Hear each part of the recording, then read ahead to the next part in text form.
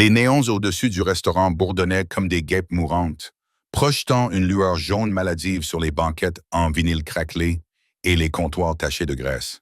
Mes pieds hurlaient dans mes baskets usées, la même paire que je portais depuis maintenant 8 mois, maintenue ensemble par du ruban adhésif et ma seule volonté.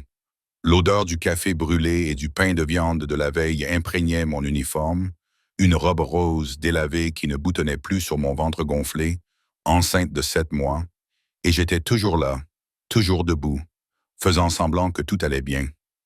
J'ai appuyé une main sur le bas de mon dos endolori, l'autre tenant en équilibre un plateau de vaisselle sale qui pesait presque autant que le secret que je portais. Le bébé a donné un coup de pied violent contre mes côtes et j'ai dû m'arrêter, respirer pour faire passer cette vive douleur. Personne n'a remarqué. Personne ne remarquait jamais rien. Pour les camionneurs et les noctambules qui fréquentaient le restaurant ouvert 24 heures sur 24 de Mel, j'étais invisible. Juste une serveuse parmi d'autres, avec un badge et un sourire forcé. Commande prête, Sophia. La voix grave de Mel couvrit le bruit des assiettes. Je me dirigeais vers la fenêtre de la cuisine, mes mouvements lents et maladroits. Le bébé était descendu plus bas cette semaine-là, appuyant sur ma vessie, ce qui rendait chaque pas difficile. J'étais épuisé d'une manière que le sommeil ne pouvait soulager. Épuisé dans mes os, dans mon âme, dans les parties de moi qui croyaient autrefois aux contes de fées et aux secondes chances. L'air nocturne derrière les vitres sales du restaurant était chargé de l'humidité du mois d'août, appuyant contre le verre comme une chose vivante. La pluie menaçait depuis le début de la soirée. Le ciel était violet et gonflé. À travers mon reflet dans la vitre, je me reconnaissais à peine. Des cernes assombrissaient mes yeux. Mes cheveux auburn, autrefois éclatants, tombaient mollement sur mes épaules. Je ressemblais au fantôme de la fille que j'étais autrefois. La fille qu'il désirait autrefois. Je repoussais cette pensée avant qu'elle ne s'enracine. Penser à lui, à Dante, c'était comme appuyer sur une blessure qui ne guérissait jamais. 7 mois depuis que je m'étais enfui. 7 mois depuis que j'avais découvert qui il était vraiment. 7 mois de silence. La clochette au-dessus de la porte du restaurant tinta. Je ne levai pas les yeux. Je pris simplement la cafetière et me dirigeai vers le nouveau client. Ma salutation habituelle se forma déjà sur mes lèvres. « Bienvenue chez Mel. Un café pour commencer? » Les mots moururent dans ma gorge. Le temps se fractura. Les bruits du restaurant, le grésillement du grill, le cliquetis des couverts, le murmure des conversations fatiguées s'estompèrent dans un bruit blanc. Mon cœur s'arrêta, puis se remit à battre. Trop vite, trop fort, cognant contre mes côtes, comme s'il voulait s'échapper. Dante Moretti se tenait à 5 mètres de moi. Il était exactement le même, exactement comme l'homme qui hantait mes rêves et mes cauchemars à parts égales. Grand, d'une beauté ravageuse avec des cheveux noirs rabattus en arrière sur un visage qui semblait sculpté dans le marbre. Des pommettes saillantes, une mâchoire qui aurait pu couper du verre, et ces yeux sombres, impossibles qui m'avaient autrefois regardé comme si j'étais la seule chose qui comptait dans son monde. Mais il n'était pas seul. 2 hommes l'encadraient comme des ombres. L'un était bâti comme une montagne, avec une cicatrice sur la joue gauche. L'autre était plus mince, mais tout aussi dangereux. Sa main reposait nonchalamment près de sa hanche, d'une manière qui me nouait l'estomac. Des gardes du corps, bien sûr, parce que Dante Moretti ne se déplaçait jamais sans protection. Il portait un costume anthracite qui coûtait probablement plus cher que ce que je gagnais en un an. Il était parfaitement ajusté à ses larges épaules. Une Rolex brillait à son poignet. Tout en lui criait l'argent, le pouvoir, le danger. On aurait dit qu'il venait de sortir d'une de ces voitures noires élégantes dans lesquelles je l'avais vu partir. Le genre de voiture avec des vitres pare-balles et des chauffeurs qui savaient faire disparaître les problèmes. C'était faux. Tout cela était faux. Dante ne mangeait pas dans des endroits comme Mel's. Il avait des chefs privés, des restaurants exclusifs, des penthouses avec des vues qui faisaient me passer mon petit appartement pour une boîte à chaussures. Que faisait-il ici dans ce boui-boui au milieu de nulle part? Son regard croisa le mien. Le monde bascula. Je le vis reconnaître mon visage comme s'il avait reçu un coup physique. Son corps tout entier se raidit. Ses yeux sombres s'écarquillèrent, puis se posèrent inévitablement, inexorablement, sur mon ventre, sur le renflement massif que mon uniforme ne pouvait cacher, que rien ne pouvait plus cacher. La cafetière glissa de mes doigts engourdis. Elle se brisa sur le sol en linoléum dans une explosion de verre et de liquide brûlant. Le bruit résonna dans le silence soudain. Tout le monde nous regardait maintenant. Mel passa la tête par la fenêtre de la cuisine. La main massive du garde du corps se rapprocha de son arme, mais je ne pouvais pas bouger. Je ne pouvais pas respirer. Je ne pouvais rien faire d'autre que rester là, figé, tandis que le visage de Dante passait de la stupéfaction à quelque chose d'autre, quelque chose de plus sombre, de plus possessif, de plus dangereux. Sophia. Mon nom sur ses lèvres était une caresse et une menace. Sa voix, mon Dieu, sa voix, m'enveloppait comme de la fumée et du whisky, riche, sombre et totalement autoritaire. La même voix qui m'avait murmuré des promesses dans l'obscurité. La même voix qui avait donné des ordres qui, comme je l'avais appris plus tard, s'était soldée par un bain de sang. Il fit un pas vers moi. Je reculai d'un pas, ma basket craquant sur le verre brisé. Non. Le mot sortit plus faible que je ne l'aurais voulu, plus faible. Je détestais la façon dont ma voix tremblait, dont mes mains tremblaient, alors que je les pressais protectivement sur mon ventre. Le bébé donna un nouveau coup de pied, comme s'il sentait ma détresse. La mâchoire de Dante se crispa. Ses yeux qui ne manquaient rien, suivaient chaque détail, l'uniforme défraîchi, les chaussures rafistolées avec du ruban adhésif, ma posture légèrement voûtée, favorisant mon côté gauche où mon dos me faisait le plus mal. Les cernes, l'épuisement que je ne pouvais cacher. Quelque chose passa sur son visage. De la fureur peut-être, ou de la douleur. Avec Dante, c'était toujours difficile à dire. Il gardait ses émotions enfermées derrière des murs d'acier, ne me laissant voir que ce qu'il voulait bien me montrer. « Tu es enceinte. » Ce n'était pas une question, mais une affirmation. Plate, contrôlée. Mais j'entendais la tempête qui bouillonnait derrière. Je levai le menton, retrouvant un fragment de la fierté que j'avais autrefois. Observateur, depuis combien de temps? Depuis combien de temps, Sophia? Chaque mot était précis, sec, le ton qu'il utilisait pour donner des ordres à ses hommes, le ton qui faisait frémir les criminels endurcis. 7 mois. La vérité m'échappa avant que je puisse l'arrêter. Je le regardais faire le calcul. Je regardais le moment exact où il comprit. Ses mains se crispèrent en poings à ses côtés. Un muscle a tressailli dans sa mâchoire. Le garde du corps imposant s'est agité nerveusement. Même lui pouvait sentir le danger qui émanait de Dante comme la chaleur d'une fournaise. Le mien. Une autre déclaration. Absolue. Incontestable. Est-ce que c'est le mien? Sa voix est devenue mortelle. Tous mes instincts me poussaient à mentir, à me protéger, à protéger ce bébé du monde dans lequel vivait Dante. Un monde de violence et d'argent sale, d'ennemis et de trahison, de secrets qui tuaient, mais je n'avais jamais été doué pour lui mentir. Il avait toujours su lire en moi. Oui, le mot eut du mal à franchir mes lèvres. La température dans le restaurant chuta brutalement. Dante se figea complètement. Le genre de silence qui précède une explosion. Ses yeux devinrent noirs comme de la glace. Tu portes mon enfant depuis 7 mois et tu ne me l'as pas dit. Je suis parti pour une raison, Dante. Quelle raison pourrait bien? Tu as tué quelqu'un? Ma voix s'est brisée sur les mots « Je t'ai vu. J'ai vu ce que tu as fait à Marco. » Marco, son ancien associé, l'homme qui l'avait volé, trahi. J'étais entré dans l'entrepôt de Dante à sa recherche, voulant lui faire la surprise de lui annoncer que j'étais enceinte. Au lieu de cela, je l'avais trouvé debout au-dessus du corps brisé de Marco, les jointures des doigts couvertes de sang, la mort dans les yeux. Je m'étais enfui, j'avais fait ma valise et j'avais disparu dans la nuit, n'emportant rien d'autre que les vêtements que je portais et le bébé qui grandissait en moi. Je pensais avoir été prudente.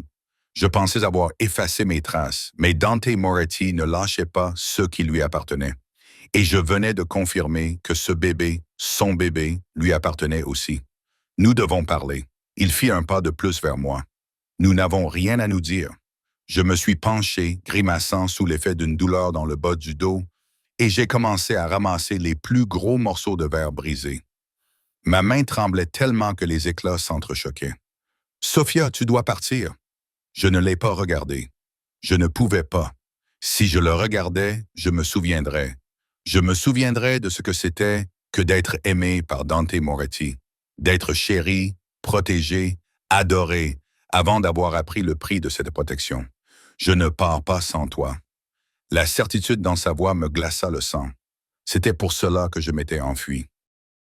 Cette conviction absolue qu'il me possédait, que j'étais à sa disposition, qu'il pouvait me garder. Dante ne demandait pas, il prenait, il revendiquait, il possédait. Mel apparut avec un balai et une pelle. « Tout va bien, Sophia ?» J'ouvris la bouche pour dire non, pour lui demander d'appeler la police. Mais qu'aurais-je pu dire? Que mon ex-petit ami était un parrain de la mafia, que je portais son enfant, que j'avais été témoin d'un meurtre. Les yeux de Dante ne quittaient pas les miens. « Tout va bien. Ma fiancée a juste eu un petit accident. Je suis venu la ramener à la maison. » Fiancée. Le mot m'échappa.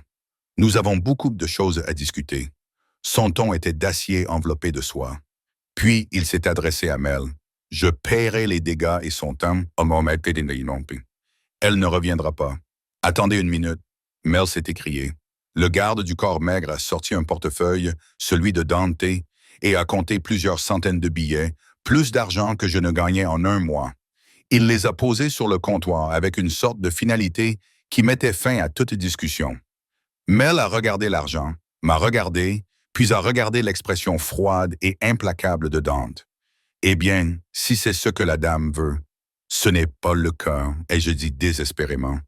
Dante, tu ne peux pas simplement... » Quoi? Il s'est approché jusqu'à ce que je puisse sentir son odeur. Une eau de Cologne coûteuse, du cuir, quelque chose de plus sombre en dessous. De la poudre à canon. Peut-être du danger. Je ne peux pas m'occuper de ma petite amie enceinte. Je ne peux pas assurer la sécurité de mon enfant. Je ne peux pas protéger ce qui m'appartient. Je ne suis plus à toi. Sa main s'est levée et j'ai tressailli avant de pouvoir m'en empêcher.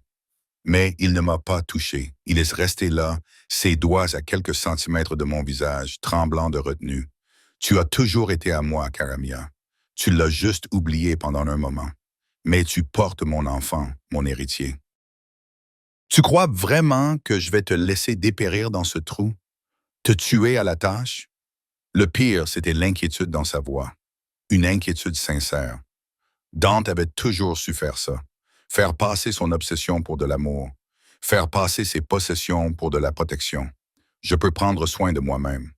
Son regard me parcourut à nouveau, enregistrant clairement chaque détail de mon épuisement. Ses mots me transpercèrent plus profondément qu'un couteau, car il avait raison. Je survivais à peine. Je faisais des doubles gardes. Je vivais dans une chambre au-dessus d'une laverie automatique. Je mangeais des ramen pour le dîner. Le bébé méritait mieux. Je méritais mieux. Mais ce mieux ne pouvait venir d'un homme dont les mains étaient tachées de sang. Dante, s'il te plaît. Je détestais le ton suppliant de ma voix. Va-t'en, pas sans toi. Il sortit son téléphone et tapa rapidement quelque chose.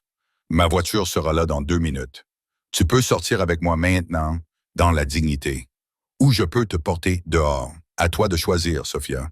Mais quoi qu'il arrive, tu rentres avec moi. Et ce n'est pas un enlèvement, c'est protéger ma famille. Sa voix devint presque tendre. Presque. Tu pourras me détester demain. Ce soir, tu as besoin de repos, de nourriture, de soins médicaux. Regarde-toi. À quand remonte la dernière fois où tu as dormi? Vraiment dormi? Des larmes me brûlaient les yeux. J'étais si fatigué. Si insupportablement, incroyablement fatigué. Et le bébé donnait à nouveau des coups de pied. Un rappel vibrant de la vie dont j'étais responsable. La vie qui méritait plus que ce que je pouvais lui offrir. Une nuit, je m'entendis dire « Je viendrai avec toi pour une nuit. Repose-toi. Ensuite, nous en discuterons comme des adultes. » Le sourire qui se dessina sur les lèvres de Dante était celui de la victoire. Il savait aussi bien que moi qu'une nuit se transformerait en 2, puis en 3, puis en une éternité, car Dante Moretti ne lâchait jamais prise. La porte du restaurant s'ouvrit et un autre homme entra, plus âgé, aux cheveux argentés, vêtu d'un costume presque aussi cher que celui de Dante. Il salua respectueusement. « La voiture est prête, monsieur. » « Bien. » La main de Dante finit par me toucher, se posant de manière possessive sur le creux de mon dos endolori. Ce contact envoya une décharge électrique le long de ma colonne vertébrale et je détestais mon corps pour s'en souvenir, pour le désirer. Rentrons à la maison, amour. Je le laissais me guider vers la porte, devant les clients qui nous regardaient fixement, devant l'expression confuse de Mel. L'air nocturne me frappa comme un mur lorsque nous sortîmes, épais et lourds, promettant la pluie. Un SUV noir était garé au bord du trottoir, avec des vitres blindées, comme je l'avais imaginé. Le conducteur ouvrit la porte arrière. Dante m'aida à monter comme si j'étais en verre. Son toucher était doux malgré la force qui se cachait derrière. Les sièges en cuir étaient moelleux, bien plus moelleux que tout ce que j'avais touché depuis des mois. L'air climatisé caressa ma peau brûlante. Dante se glissa à côté de moi, si près que nos cuisses se touchaient. La porte se referma dans un bruit sourd. Le SUV s'est enfoncé doucement dans la circulation. J'avais échappé à Dante Moretti une fois, mais en regardant son profil dans l'obscurité, sa mâchoire possessive et la façon protectrice dont sa main s'était déjà posée sur mon ventre gonflé, je savais avec une certitude absolue que je ne lui échapperais plus jamais. Le penthouse était exactement comme dans mon souvenir, et en même temps, il n'avait plus rien à voir avec ce dont je me souvenais. Les baies vitrées donnaient sur la ville une étendue scintillante de lumière qui semblait presque belle depuis cette hauteur. Presque innocente, comme si on ne pouvait pas voir la pourriture en dessous, la violence qui maintenait ces lumières allumées. Le mobilier était moderne et coûteux, avec des lignes épurées et des couleurs sobres. Tout était immaculé, tout était parfait, tout était une cage. Je me tenais dans le salon, me sentant extrêmement déplacé dans mon uniforme taché et mes chaussures rafistolées avec du ruban adhésif. Le bébé donna un coup de pied, un mouvement ondulatoire à travers tout mon ventre et je grimaçais. Mon dos me faisait maintenant souffrir. La douleur sourde qui s'était accumulée toute la journée s'était transformée en quelque chose qui me coupait le souffle. Dante était au téléphone, parlant rapidement en italien à quelqu'un. Sa voix était sèche, autoritaire. Véritable chef, le garde du corps imposant, que j'avais entendu Dante appeler Luca, se tenait près de la porte comme une sentinelle. Le maigre avait disparu quelque part dans les profondeurs du penthouse. Je devrais m'enfuir. Je devrais me précipiter vers l'ascenseur, essayer de m'échapper pendant que Dante était distrait. Mais mes pieds me faisaient de mal, mon dos me faisait de mal, tout me faisait de mal, et le canapé en cuir semblait si moelleux, si accueillant. À quand remontait la dernière fois où je m'étais assise sur quelque chose qui n'était pas maintenu par du ruban adhésif et des prières? Asseyez-vous avant de tomber.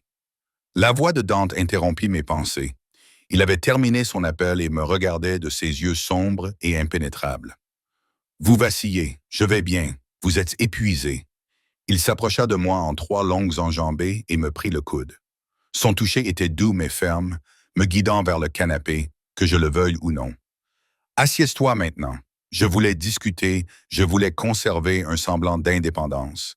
Mais mes genoux se sont dérobés au moment où j'ai essayé de m'asseoir sur les coussins.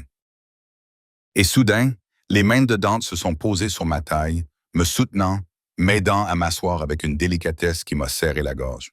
« Quand as-tu mangé pour la dernière fois? » m'a-t-il demandé. « J'ai pris mon petit déjeuner. Il est minuit passé. Essaie encore. » J'ai détourné le regard. La vérité, c'est que j'avais mangé un demi-bagel rassis vers midi. L'argent était rare, la nourriture était chère. J'économisais chaque centime pour l'arrivée du bébé, pour les couches, le lait maternisé et tout ce dont j'aurais besoin. Dante a serré les mâchoires. « Christo, tu te prives de nourriture. Je m'en sors. Tu es enceinte de 7 mois et tu travailles de nuit dans un restaurant. Ce n'est pas te débrouiller, Sophia. C'est... » Il ravala ce qu'il allait dire, se contrôlant visiblement. « Luca demande à Maria de préparer quelque chose. Une soupe, des pâtes, quelque chose de facile à digérer. Et appelle le docteur Russo. Dis-lui que j'ai besoin de lui ici dans l'heure. »« Je n'ai pas besoin d'un médecin, protestai-je. Tu n'as pas eu de soins prénataux depuis 7 mois. Je suis allé dans une clinique. La gratuite, dans une clinique gratuite. Sa voix est devenue dangereusement grave. Tu as emmené mon enfant dans une clinique gratuite. Ton enfant? Les mots sont sortis plus secs que je ne le voulais. Tu ne savais même pas que j'étais enceinte il y a encore 2 heures. Tu ne peux pas revenir dans ma vie comme ça et commencer à me donner des ordres. J'en ai tout à fait le droit. Tu n'as aucun droit. Je me suis relevé péniblement ignorant le fait que ma vision était trouble. Je suis parti à cause de ce que tu es, Dante, ce que tu fais. Je ne veux pas élever un enfant dans ce monde. Il s'approcha, envahissant mon espace, sans me toucher, mais suffisamment près pour que je puisse sentir la chaleur qui émanait de lui. Assez près pour que je doive pencher la tête en arrière pour croiser son regard. De quel monde s'agit-il exactement? Le monde où tu as un toit au-dessus de ta tête. De quoi te nourrir, des soins médicaux, une protection. Le monde où les gens meurent, Dante, où tu les tues de tes propres mains. Quelque chose a vacillé dans son expression. De la douleur peut-être, ou du regret. Mais cela a disparu trop vite pour que je puisse en être sûr. Marco a trahi la famille. Il connaissait les conséquences. C'était une personne, un être humain. C'était un traître qui nous aurait tous fait tuer. La main de Dante s'est levée, prenant mon visage dans une douceur qui contrastait avec la dureté de sa voix. Tu crois que je voulais que tu vois ça? Tu crois que je voulais que tu sois mêlé à cette partie de ma vie? Je t'ai tenu à l'écart pour une raison. Je t'ai tenu dans l'ignorance. Tu veux dire, pour te protéger? Son pouce effleura ma pommette et je détestais la façon dont je me penchais vers lui. 7 mois n'avaient pas suffi pour oublier à quel point ses mains étaient douces sur ma peau. As-tu la moindre idée de ce qui se serait passé si mes ennemis avaient su pour toi? S'ils avaient découvert que tu étais enceinte? Je glissais le long de son dos. Je n'avais pas pensé à ça. Je n'avais pas envisagé que fuir aurait pu mettre le bébé en danger et non le protéger. Exactement. Il lisait mes pensées comme un livre ouvert. Tu as disparu sans un mot, sans protection, sans sécurité, sans rien. Sais-tu combien de nuits blanches j'ai passées à me demander si tu étais vivante ou morte, si quelqu'un t'avait trouvé et s'était servi de toi pour m'atteindre? Tu n'as pas essayé de me retrouver. Son rire était amer. J'ai utilisé toutes les ressources à ma disposition pour te retrouver. Tous mes contacts, toutes les faveurs que l'on me devait. Tu es doué pour te cacher, Karamia. Plus doué que je ne le pensais, mais pas assez. Plus maintenant. L'implication flottait dans l'air entre nous. Il m'avait retrouvé et il n'allait pas me laisser partir. Une femme est sortie de la cuisine. Maria, ai-je supposé. Elle avait la cinquantaine, des yeux bienveillants et des cheveux argentés tirés en arrière en un chignon soigné. Elle portait un plateau chargé de nourriture, un minestrone fumant, du pain frais, un verre de lait. Pour la señora, a-t-elle dit en posant le plateau sur la table basse. Son regard s'est adouci lorsqu'il s'est posé sur mon ventre. Tu dois manger, ma chérie, pour le bambino. L'odeur de la soupe me donna soudain une faim irrésistible. À quand remontait mon dernier vrai repas? Quelque chose de chaud, fait maison et non réchauffé au micro-ondes. Dante me guida vers le canapé, sa main fermement posée sur le bas de mon dos. Mange. Nous parlerons après. Je voulais refuser, je voulais préserver ma fierté, mon indépendance. Mais le bébé faisait de la gymnastique dans mon ventre et mes mains tremblaient lorsque je pris la cuillère. La première bouchée était divine, riche et savoureuse, avec des légumes et des pâtes, et probablement plus de calories que je n'en avais consommé en une semaine. J'ai essayé de manger lentement, d'essayer de conserver un peu de dignité, mais j'avais tellement faim, une faim si désespérée, que je me suis retrouvé à dévorer mon repas comme un animal affamé. Dante m'observait avec une expression que je ne parvenais pas à déchiffrer. De la satisfaction peut-être, ou de la possessivité. Avec lui, c'était généralement les deux. « Ça va mieux ?» m'a-t-il demandé quand j'ai eu fini. J'ai hoché la tête, ne faisant pas confiance à ma voix. La chaleur de la nourriture se répandait dans moi, me faisant réaliser à quel point j'avais eu froid, à quel point j'étais fatigué, à quel point j'étais proche de craquer. Maria a débarrassé le plateau avec un doux sourire, puis a disparu dans la cuisine. Luca avait également disparu, nous laissant seuls dans le vaste salon. Les lumières de la ville scintillaient derrière les fenêtres, indifférentes au drame qui se jouait dans cette tour dorée. « Le docteur Rousseau sera bientôt là », dit Dante en s'installant sur le canapé à côté de moi. « Il ne te touchera pas, mais il sera proche. Toujours proche. C'est le meilleur obstétricien de la ville. Il t'examinera, s'assurera que tout va bien avec le bébé. Je t'ai dit que je me faisais soigner dans une clinique gratuite. » Sa voix était monocorde. « Où ils t'ont probablement examiné pendant 5 minutes avant de te renvoyer chez toi. Ce n'est pas suffisant. Pas pour toi, pas pour mon enfant, son enfant. Il n'arrêtait pas de répéter cela, affirmant ses droits avec des mots, avec sa proximité, avec la force même de sa présence. Pourquoi est-ce si important? La question m'échappa avant que je puisse la retenir. Tu as tout. L'argent, le pouvoir, le respect. Pourquoi te soucies-tu d'un seul bébé? Le regard qu'il me lança aurait pu faire fondre l'acier. Parce que c'est notre bébé, le tien et le mien. Une partie de nous deux. Sa main s'est posée sur mon ventre. Elle s'y est installée avec une possessivité qui m'a coupé le souffle. Et parce que j'ai passé 7 mois à penser que tu étais parti pour toujours, 7 mois en enfer, à me demander si je te reverrais un jour. Et maintenant, tu es là, portant mon enfant, et tu penses que je vais te laisser repartir. Le bébé a donné un coup de pied contre sa paume. J'ai vu les yeux de Dante s'écarquiller, puis s'adoucir avec quelque chose qui ressemblait presque à de l'émerveillement. Tu as senti ça? Sa voix était feutrée, respectueuse. Il a fait ça toute la journée. J'ai essayé de paraître agacé, mais en vérité, partager ce moment avec lui me semblait si naturel que cela m'effrayait. Il est plus actif la nuit, comme son père. Un petit sourire a effleuré les lèvres de Dante. C'est un garçon.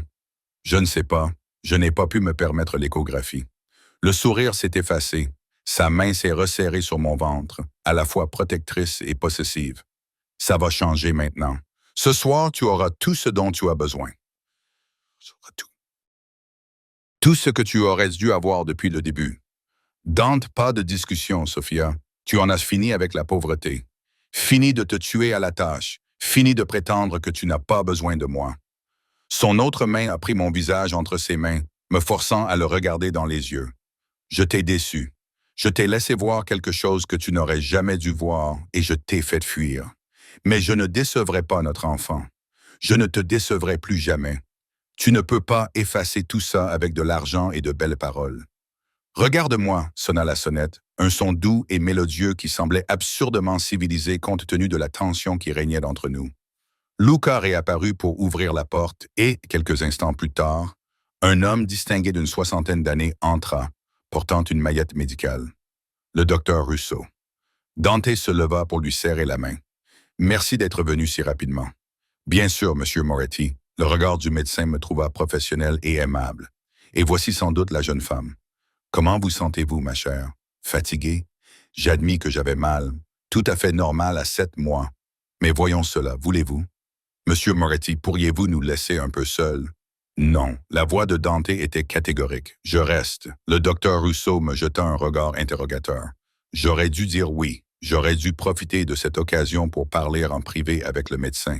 Mais une partie de moi, la partie traîtresse et épuisée, qui se souvenait de ce que c'était que d'être aimé par Dante Moretti, voulait qu'il reste. Ça va, m'entendis-je dire. L'examen fut minutieux. Le docteur Rousseau vérifia ma tension artérielle, écouta les battements du cœur du bébé, mesura mon ventre. Son froncement de sourcils s'accentua au fur et à mesure qu'il travaillait. « Votre tension artérielle est élevée », a-t-il fini par dire. « Pas dangereusement, mais plus que je ne le souhaiterais. Et vous êtes en sous-poids pour ce stade de grossesse. Avez-vous remarqué un gonflement au niveau des mains ou des pieds? Un peu, ai-je admis, surtout après de longues journées de travail. De longues journées? Il a haussé les sourcils. Quel genre de travail faites-vous? Elle est serveuse, a dit Dante d'une voix tendue. Elle était serveuse. C'est fini maintenant. Le docteur Rousseau a hoché lentement la tête. Je vais vous recommander de rester alité jusqu'à la fin de votre grossesse. Seulement des activités légères, pas de stress, pas de travail physique, et vous devez prendre au moins 5 kg avant l'accouchement. Alité? La panique m'a envahi. Je ne peux pas me le permettre. L'argent n'est pas un problème, interrompit Dante. Tout ce dont elle a besoin, tout ce dont le bébé a besoin. Le coût n'a aucune importance. Le médecin sortit un bloc d'ordonnances et griffonna quelques notes. Vitamines prénatales, de haute qualité, pas des génériques. Supplément de fer. Je veux vous voir 2 fois par semaine pour un suivi. Et je vais programmer une échographie pour demain matin dans mon cabinet. Nous devons vérifier le développement du bébé, nous assurer que tout se passe normalement. Demain matin. Comme si j'allais rester ici. Comme si j'avais déjà capitulé. Mais où pourrais-je aller? Retourner dans ma chambre au-dessus de la laverie? Reprendre mes doubles gardes alors que ma tension artérielle grimpe et que le bébé en souffre? Le docteur Rousseau rangea son sac, lança un long regard chargé de sens à Dante, puis partit en promettant de revenir dans quelques jours. Luca le raccompagna, laissant Dante et moi seuls dans le penthouse silencieux. « Tu as besoin de repos, » dit Dante. « Viens, je vais te montrer ta chambre. » « Ma chambre. Tu croyais que j'allais te faire partager la mienne? » Quelque chose a brillé dans ses yeux. De la douleur, peut-être. Je sais que tu n'es pas prête pour ça. Pas encore. Mais tu restes ici, Sophia, dans le confort, en sécurité, là où je peux m'assurer que toi et le bébé êtes pris en charge. Il m'a aidé à me lever, sa main fermement posée sur mon coude. Nous avons parcouru un couloir bordé d'œuvres d'art coûteuses. Nous sommes passés devant des portes fermées qui menaient probablement à des pièces que je ne verrai jamais. Il s'est arrêté devant la dernière porte et l'a ouverte. La chambre était magnifique. Un lit immense avec des draps blancs immaculés. Des fenêtres donnant sur la ville, une porte qui, je suppose, menait à une salle de bain privée. Tout était propre et beau et complètement étranger à la vie que je menais. « Il y a des vêtements dans le placard », a dit Dante. J'ai demandé à Maria d'acheter quelques articles lorsque j'ai réalisé que tu étais enceinte. Des vêtements de maternité, confortables, tous à ta taille. Je l'ai regardé fixement. Tu m'as acheté des vêtements de maternité ce soir. J'ai passé un coup de fil. L'argent fait tout. Il s'est dirigé vers la commode et en a sorti un pyjama qui semblait doux. Celui-ci devrait aller. La salle de bain est là-bas, équipée de tout ce dont tu pourrais avoir besoin. Serviettes, articles de toilette, tout. Le sens de ces paroles m'a envahi comme une lourde couverture. Tu avais tout prévu avant même de me trouver. Tu allais m'amener ici. Je te cherche depuis 7 mois, Caramella. Bien sûr que j'avais tout prévu pour quand je te trouverais. Il a posé le pyjama sur le lit, puis s'est tourné vers moi. C'est ici que tu dois être. Avec moi, en sécurité, protégé, piégé, chéri. Il a réduit la distance entre nous, ses mains encadrant mon visage avec une tendresse qui m'a fait brûler les yeux. Je sais que tu as peur. Je sais que tu détestes ce que je suis, ce que je fais. Mais je t'aime, Sophia. Je t'aime depuis le moment où tu es entrée dans ma vie. Et je brûlerai toute cette ville avant de laisser quoi que ce soit arriver, à toi ou à notre enfant. Ce n'est pas de l'amour, Dante. C'est de l'obsession. Avec toi, Amore, c'est la même chose. Il a appuyé son front contre le mien et je pouvais le sentir trembler. Trembler pour de vrai. Reste. S'il te plaît, donne-moi juste une chance de te prouver que je peux être ce dont tu as besoin, ce dont notre bébé a besoin. Je devrais dire non. Je devrais me battre. Mais j'étais si fatigué et il était si chaud et le lit avait l'air si moelleux. « 1 semaine, ai-je murmuré. Je resterai 1 semaine si je ne suis pas heureuse. Si je n'y arrive pas, tu me laisseras partir. Tu nous laisseras partir. C'était un mensonge. Et nous le savions tous les deux. Dante Moretti ne lâchait jamais prise, mais il acquiesça quand même, jouant le jeu. 1 semaine. Je te prouverai que c'est ici que tu dois être. Il m'embrassa sur le front, me caressa doucement, puis partit. Il ferma doucement la porte derrière lui et je restai debout dans la magnifique chambre, la main sur mon ventre, sentant le bébé bouger sous ma paume. Dehors, le tonnerre grondait. L'orage qui menaçait depuis toute la nuit éclatait enfin, et je ne pouvais me défaire du sentiment que je venais de conclure un pacte avec le diable en personne. Je me réveillais avec la lumière du soleil qui filtrait à travers des fenêtres inconnues et l'odeur du café frais qui flottait sous la porte. Pendant un instant, je ne me suis pas souvenu où j'étais. Puis tout m'est revenu d'un coup. Le restaurant, Dante, le penthouse. Je m'étais endormi presque dès que ma tête avait touché l'oreiller, trop épuisé pour prendre une douche. À présent, la lumière du matin peignait la pièce de nuances dorées, et mon corps se sentait un peu plus humain qu'il ne l'avait été depuis des semaines. Le bébé était calme pour une fois, une petite grâce. Je passais ma main sur mon ventre, sentant le renflement fermé sous le pyjama emprunté. Il m'allait parfaitement, en coton doux qui ne pinçait ni ne serrait. Même la ceinture élastique était confortable. Un coup à la porte me fit sursauter. « Entrez », dis-je, m'attendant à moitié à voir Dante. Mais c'est Maria qui entra, portant un autre plateau. Celui-ci contenait un festin, des œufs brouillés, des toasts, des fruits frais, du jus d'orange et ce café dont j'avais senti l'odeur. Bonjour, Señora. Monsieur Moretti m'a demandé de vous apporter votre petit déjeuner. Vous n'avez pas besoin de m'appeler ainsi, dis-je en m'efforçant de m'asseoir. Le lit était si moelleux que j'avais pratiquement sombré dedans. Sophia s'aéra. Elle sourit en posant le plateau sur la table de chevet. Comme vous voulez. Mais Monsieur Moretti a été très clair. Il faut que vous mangiez bien. Il se fait beaucoup de soucis pour vous et le bébé. Où est-il? Il prend des appels dans son bureau. Il est debout depuis l'aube. Il se dirigea vers les fenêtres et tira complètement les rideaux. La ville s'étendait sous nos yeux, presque propre dans la lumière du matin. Il voulait que je vous dise que votre rendez-vous avec le Dr. Rousseau est à 10 heures. La voiture sera prête quand vous serez prête. L'échographie. J'avais presque oublié. Ma main se posa à nouveau sur mon ventre, comme pour le protéger. Merci, Maria. Elle s'arrêta à la porte. Si je peux me permettre, Signor, Sophia, c'est bien que vous soyez là. Je travaille pour M. Moretti depuis 5 ans. Je ne l'ai jamais vu comme il était ces derniers mois. Comme un homme hanté. Quoi qu'il se soit passé entre vous, il vous aime beaucoup. Elle est partie avant que je puisse répondre, et j'en étais contente, car qu'aurais-je pu dire? L'amour d'un homme comme Dante était une arme à double tranchant. Être chéri par quelqu'un capable d'une telle violence me terrifiait. J'ai mangé lentement, savourant chaque bouchée. Les œufs étaient cuits à la perfection, les fruits frais et sucrés. De la vraie nourriture préparée avec soin, pas les ramen bon marché et les bagels rassis dont je me nourrissais. Après le petit déjeuner, je me suis enfin autorisé à explorer la salle de bain. Elle était plus grande que tout mon appartement. Tout en marbre et avec des équipements rutilants, la douche avait plusieurs pommeaux et ressemblait à celle d'un spa. Des bouteilles de shampoing et d'après-shampoing coûteux étaient alignées sur les étagères. Des marques que je n'avais vues que dans les magazines. Je suis resté plus longtemps que nécessaire sous la douche, laissant l'eau chaude apaiser la douleur constante dans mon dos. Quand je suis enfin sorti, enveloppé dans une serviette plus douce que tout ce que j'avais jamais touché, j'ai découvert le placard.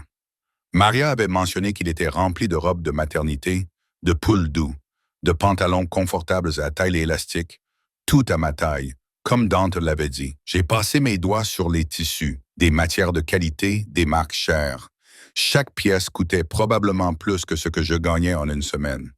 J'ai choisi une robe bleu marine simple, qui tombait sur mon ventre sans le serrer, assortie à des chaussures plates confortables. Le miroir me montrait une femme différente de celle qui travaillait au restaurant de Mel. Propre, reposée, presque normale. Presque. On frappa à nouveau. Cette fois, lorsque j'appelais, Dante entra. Il avait changé depuis la veille. Un pantalon sombre, une chemise blanche impeccable aux manches retroussées, une tenue décontractée pour lui, mais toujours impeccablement assortie. Son regard me balaya, s'attardant sur la robe. La façon dont j'avais ramené mes cheveux humides en arrière. « Tu as meilleure mine, dit-il. Tu as dormi comme une souche. » Les mots sortirent avant que je puisse réfléchir et je grimaçai devant l'ironie involontaire. Sa bouche se crispa, mais il ne fit aucun commentaire. « La voiture est prête. Nous devrions partir bientôt si nous voulons arriver à l'heure au rendez-vous. Dante, à propos d'hier soir, nous en parlerons plus tard. » Il s'approcha, posant sa main sur le bas de mon dos, dans un geste qui commençait à me devenir familier. Possessif, protecteur. Pour l'instant, je veux m'assurer que mon enfant est en bonne santé. C'est tout ce qui compte. Son enfant, pas notre enfant. Cette distinction me piquait plus qu'elle n'aurait dû. Le trajet jusqu'au cabinet du Dr. Rousseau se déroula en silence. Dante était assis à côté de moi à l'arrière du SUV. Luca conduisait. Un autre garde du corps était assis à côté de lui. La ville défilait derrière les vitres teintées. Les gens vaquaient à leurs occupations quotidiennes, inconscients du danger qui parcourait leur rue. La main de Dante a trouvé la mienne entrelaçant nos doigts. J'aurais dû me retirer. J'aurais dû garder une certaine distance, mais son contact était chaleureux, solide, et une partie de moi, celle qui se souvenait de l'aimer, en avait besoin. Le cabinet du Dr. Rousseau se trouvait dans un bâtiment médical exclusif, avec des sols en marbre et des œuvres d'art originales au mur. On nous a fait passer la salle d'attente pour nous conduire dans une suite privée. Pas d'attente, pas de formulaires à remplir, juste une attention immédiate et personnalisée. Bonjour, nous a salué le Dr. Rousseau avec un sourire chaleureux. Prêts à voir votre bébé? Ma gorge s'est serrée. En 7 mois, je n'avais jamais eu de véritable échographie. La clinique gratuite avait utilisé un appareil portable qui ne me donnait que les informations les plus basiques, à savoir que le bébé était vivant et qu'il avait un cœur qui battait. Mais là, c'était différent. La salle d'examen était équipée d'appareils de pointe. Le docteur Rousseau m'a demandé de m'allonger sur la table et m'a aidé à positionner ma robe pour exposer mon ventre. Le gel était froid, ce qui m'a fait sursauter. Dawn se tenait à côté de moi, sa main cherchant à nouveau la mienne. Je sentais sa tension. Je voyais sa mâchoire crispée. Puis le docteur Rousseau a appuyé la sonde sur mon ventre et l'écran s'est animé. Une petite personne, des bras, des jambes, une tête, bougeant, se déplaçant, si réel que mon cœur s'est serré. « Voici votre bébé », a dit Luc d'une voix chaleureuse. Un cœur fort qui bat bien. « Laissez-moi prendre quelques mesures. » Je ne pouvais pas détourner les yeux de l'écran. Du miracle de cette vie que je portais, que je sentais bouger et rouler, mais que je n'avais jamais vraiment vu jusqu'à présent. « Voulez-vous connaître le sexe ?» demanda le docteur Rousseau. Je jetai un coup d'œil à Dawn. Ses yeux étaient fixés sur l'écran et il y avait dans son expression quelque chose que je n'avais jamais vu auparavant. De la crainte, de l'émerveillement, de la peur. « Oui, dit-il d'une voix rauque, s'il vous plaît, dit le docteur Rousseau en déplaçant la sonde et l'inclinant avec précaution. Félicitations, vous allez avoir un fils. Un fils? Un garçon? J'allais avoir le fils de Dante. Je sentis la main de Dante se resserrer sur la mienne. Je le vis déglutir péniblement. Un fils, répéta-t-il comme s'il n'arrivait pas à y croire. Tout semble aller bien, continua le docteur Rousseau, prenant des mesures, vérifiant différents angles. Le bébé se développe normalement. Le cœur, les poumons, les reins, tout se développe normalement. Je veux toutefois continuer à surveiller votre tension artérielle, Sophia, et je veux que vous continuiez à rester réalité, sans exception. Je comprends. Je m'en suis sorti. Le rendez-vous s'est poursuivi. D'autres mesures, d'autres instructions, des ordonnances pour des vitamines et des compléments alimentaires. Le docteur Rousseau a imprimé plusieurs images échographiques et les a remises à Dante, qui les a étudiées comme si elle renfermait les secrets de l'univers. Lorsque nous sommes finalement sortis, sous le soleil, Dante était plus silencieux que je ne l'avais jamais vu. Il tenait les échographies avec soin, avec révérence, tandis que Luca ouvrait la portière de la voiture. Mais nous ne sommes pas retournés à l'appartement terrasse. Au lieu de cela, le SUV a pris une autre direction, vers le quartier commerçant huppé. « Où allons-nous » ai-je demandé. « Faire du shopping ?» La voix de Dante était maîtrisée, mais je pouvais entendre l'émotion sous-jacente. Mon fils a besoin de certaines choses. Une chambre d'enfant, des vêtements, tout. Dante, ce n'est pas nécessaire. C'est absolument nécessaire. Il s'est tourné vers moi, et l'intensité de son regard m'a coupé le souffle. J'ai raté 7 mois, Sophia. 7 mois de rendez-vous chez le médecin, où je le sentais donner des coups de pied, où je te voyais grandir avec mon enfant. Je ne peux pas rattraper ce temps perdu. Mais je peux m'assurer qu'à partir de maintenant, vous aurez tous les deux tout ce dont vous pourriez avoir besoin. Nous nous sommes arrêtés devant une boutique haut de gamme pour bébés, le genre d'endroit où je n'avais jamais osé entrer auparavant, où un simple body coûtait probablement plus cher que mon budget hebdomadaire pour les courses. Le personnel a immédiatement reconnu Dante, ou du moins a reconnu l'argent quand il l'a vu. Une femme élégamment vêtue, la quarantaine, s'est approchée, tout sourire professionnel. « Monsieur Moretti, bienvenue. Comment pouvons-nous vous aider aujourd'hui? Ma compagne est enceinte de 7 mois. Nous avons besoin de tout pour la chambre du bébé. Le meilleur que vous ayez. Le prix n'a pas d'importance. » Les yeux de la femme s'écarquillèrent légèrement. Puis elle redevint professionnelle. « Bien sûr. Par ici. Nous avons plusieurs collections haut de gamme. » Ce qui suivit était surréaliste. Dante parcourait le magasin avec une intensité concentrée, montrant du doigt des meubles, des berceaux, des tables à langer. Le personnel s'empressait de le suivre, sortant des articles, prenant des notes, discutant des options de livraison. « Dante, c'est trop », protestai-je alors qu'il choisissait ce qui devait être la 5e tenue d'affilée. Ce n'est pas suffisant. Il brandit d'un petit body bleu avec des voiliers imprimés dessus, et quelque chose dans son expression me serra le cœur. Il mérite tout, Sophia. Tout ce que je peux lui donner. Il a besoin d'amour, pas de choses matérielles. Il aura les deux. Dante posa le body et se tourna vers moi. Laisse-moi faire ça. Laisse-moi subvenir aux besoins de ma famille. C'est tout ce que je sais faire. La vulnérabilité dans sa voix m'a bouleversé. C'était l'homme dont j'étais tombée amoureuse. Celui qui se cachait derrière la violence et le danger. Celui qui pouvait être doux quand il le voulait. D'accord, ai-je murmuré, mais rien de trop excessif. Son sourire a été bref. Rai, c'est trop tard pour ça, Amorio. Au moment où nous sommes partis, Dante avait acheté suffisamment de choses pour remplir un petit entrepôt. La boutique promettait une livraison sous 2 jours, et Dante avait payé un supplément pour que des professionnels viennent à l'appartement pour installer la chambre du bébé. Nous avons déjeuné dans un restaurant tranquille, un autre endroit où Dante était clairement connu, où on nous a donné la meilleure table dans un coin privé. Il a commandé pour nous deux des plats sains avec un supplément de protéines et a veillé à ce que je mange tout. Tu vas me faire grossir, ai-je dit en terminant ma 2e portion de saumon. Tu es censé prendre du poids, c'est l'avis du médecin. Mais il y avait de la chaleur dans ses yeux, quelque chose de presque espiègle. D'ailleurs, tu es belle, enceinte ou non. Ce compliment m'a fait rougir. J'ai détourné le regard, me concentrant sur mon verre d'eau. Tu ne peux pas simplement revenir dans ma vie en me charmant, Dante.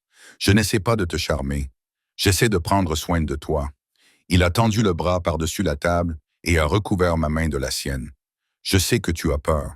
Je sais que tu penses que je suis dangereux. Et tu as raison. Je le suis. Mais jamais pour toi.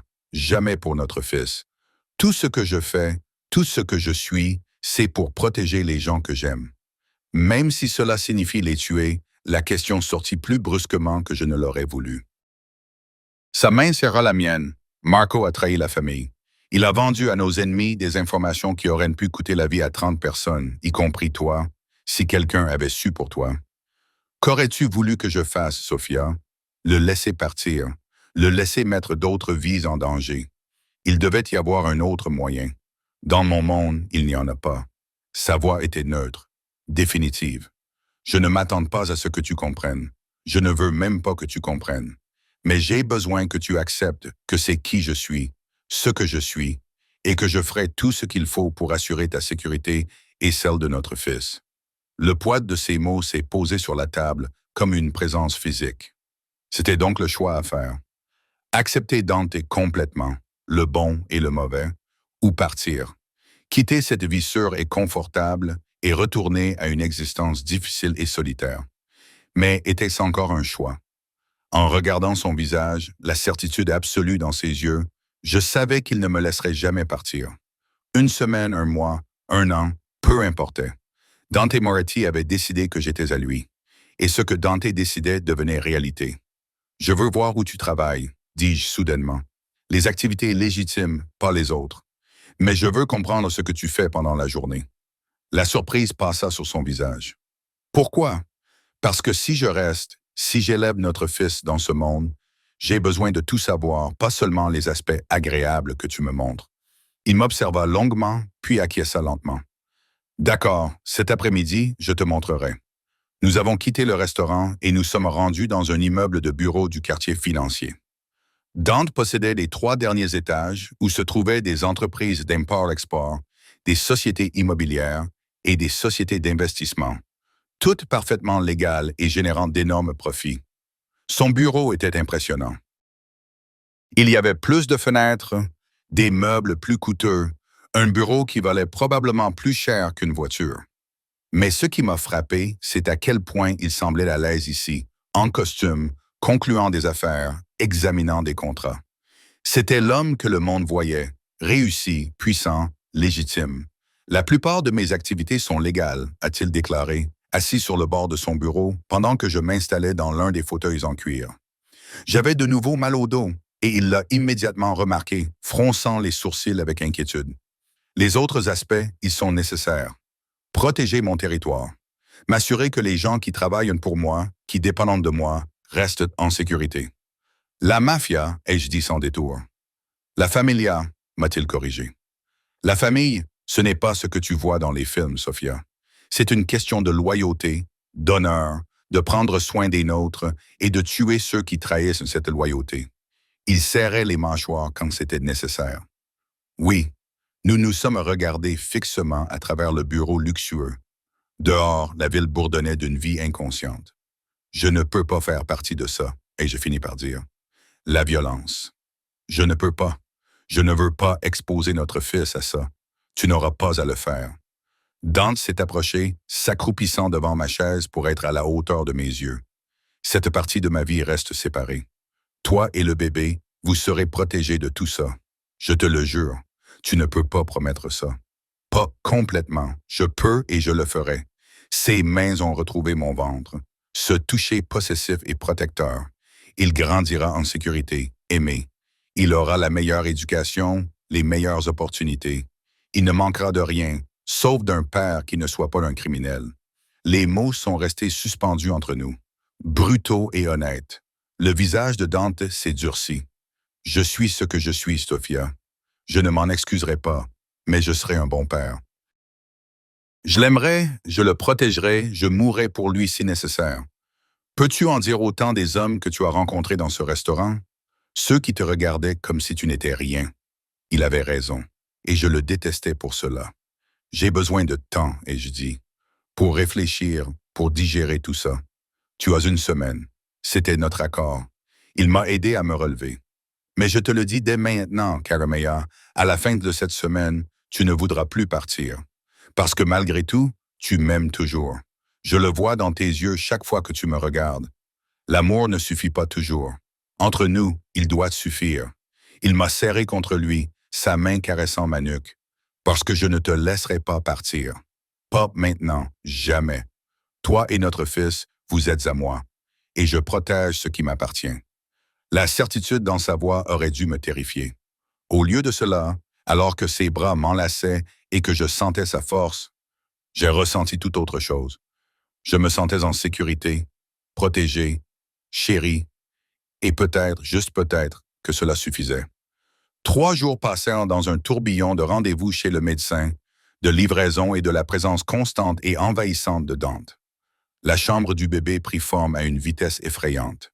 Des designers professionnels transformèrent la pièce à côté de la suite parentale de Dante et en quelque chose qui semblait tout droit sorti d'un magazine. Des tons doux de bleu et de crème, un berceau qui ressemblait à une œuvre d'art. Des étagères déjà remplies de livres et de jouets. Un fauteuil à bascule était placé près de la fenêtre, parfait pour les tétées nocturnes et les moments de calme. Je me tenais dans l'embrasure de la porte, une main sur mon dos endolori, regardant les dernières touches être apportées. Dante apparut derrière moi, sa présence comme un poids réconfortant sur mon épaule. « Qu'en penses-tu » demanda-t-il. « C'est magnifique. » Et c'était parfait. Tout ce dont un bébé pouvait avoir besoin. C'est trop. Rien n'est trop pour mon fils. Sa main se posa sur mon ventre, un geste qui était devenu automatique ces derniers jours.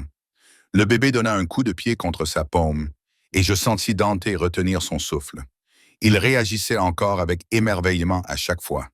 Il est fort comme son père ou têtu comme sa mère. Un soupçon de sourire effleura les lèvres de Dante. Que Dieu me vienne en aide s'il hérite de ton entêtement. C'était ce qui se rapprochait le plus de la normalité pour nous. Ces plaisanteries légères, ces moments de calme, presque comme si nous étions un vrai couple se préparant à accueillir un bébé. Presque comme si la violence et le danger n'existaient pas. Mais ils existaient bel et bien. Je le voyais dans les gardes du corps qui suivaient chacun de nos mouvements, dans les téléphones cryptés qui sonnaient à toute heure, dans la façon dont l'expression de Dante se crispait lorsqu'il prenait certains appels, s'éloignant pour mener des affaires que je n'étais pas censé entendre. Ce soir-là, nous avons dîné ensemble dans la suite penthouse, une autre routine qui s'était installée. Maria préparait des repas incroyables et Dante insistait pour que nous mangions ensemble, me demandant comment s'était passée ma journée, si j'étais à l'aise, si le bébé bougeait, jouant à la famille de la manière la plus surréaliste qui soit. « Je dois sortir ce soir », dit-il alors que Maria débarrassait nos assiettes. « Une affaire qui ne peut attendre. Mon estomac se noie. » « Quel genre d'affaire? Le genre dont tu n'as pas à t'inquiéter. » Sa voix était douce mais ferme. « Luca restera ici avec toi. Et il y a 3 autres hommes en bas. Tu es en totale sécurité. Ce n'est pas ce qui m'inquiète. » Il s'immobilisa. « Sophia, tu vas tuer quelqu'un ce soir, Dante? » La question fut posée doucement, mais elle résonna dans la salle à manger comme un coup de feu. « Ce n'est pas... » Il s'arrêta, serrant les mâchoires. « Je vais régler une situation. » La manière dont je vais la régler dépendra de la coopération de certaines personnes. Alors peut-être que tu vas tuer quelqu'un. Peut-être que j'empêcherai toute mon opération d'être compromise. Peut-être que je sauverai des vies en arrêtant une menace avant qu'elle ne devienne un problème. Il se leva et contourna la table pour venir vers moi. C'est mon monde, Karamia.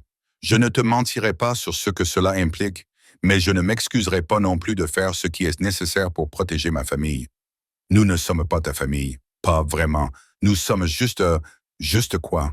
Sa voix baissa dangereusement. Juste la femme que j'aime. Juste l'enfant que je brûlerai le monde entier pour protéger.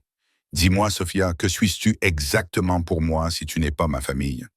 Je n'avais pas de réponse, car il avait raison, à sa manière tordue. Ce que nous étions était devenu quelque chose que je ne pouvais définir. Pas tout à fait de l'amour, pas tout à fait de la captivité, quelque chose entre les deux qui me déséquilibrait constamment. Dante déposa un baiser sur mon front. Il s'attarda là. Repose-toi. Je serai de retour avant le matin. Et Sophia, si quelque chose arrive, quoi que ce soit, Luca a pour ordre de t'emmener dans un endroit sûr, sans poser de questions, sans hésiter. Tu me fais peur. Tant mieux. La peur te rend prudente. La prudence te maintient en vie. Il s'écarta, ses yeux cherchant les miens. J'ai besoin que tu me promettes quelque chose. Si Luca te dit de bouger, tu bouges. S'il te dit de courir, tu cours. Tu peux le faire. Le sérieux de son ton fit battre mon cœur plus fort. Que se passe-t-il, Dante? Que me caches-tu? Promets-moi juste. Je te le promets. Il partit en m'embrassant, comme s'il me disait adieu, et soudain, le penthouse me parut immense et vide. Je me retirai dans ma chambre, même si dans mes moments de faiblesse, je commençais à la considérer comme notre chambre et j'essayais de lire. Mais je n'arrivais pas à me concentrer. Vers 11 heures, le bébé a commencé à bouger sans cesse, roulant et donnant des coups de pied avec une intensité inhabituelle. J'ai fait les 100 pas dans la pièce, une main pressée contre mon ventre, essayant de nous apaiser tous les deux. Mon dos me faisait souffrir, une douleur aiguë et constante qu'aucune position ne semblait soulager. On a frappé à la porte.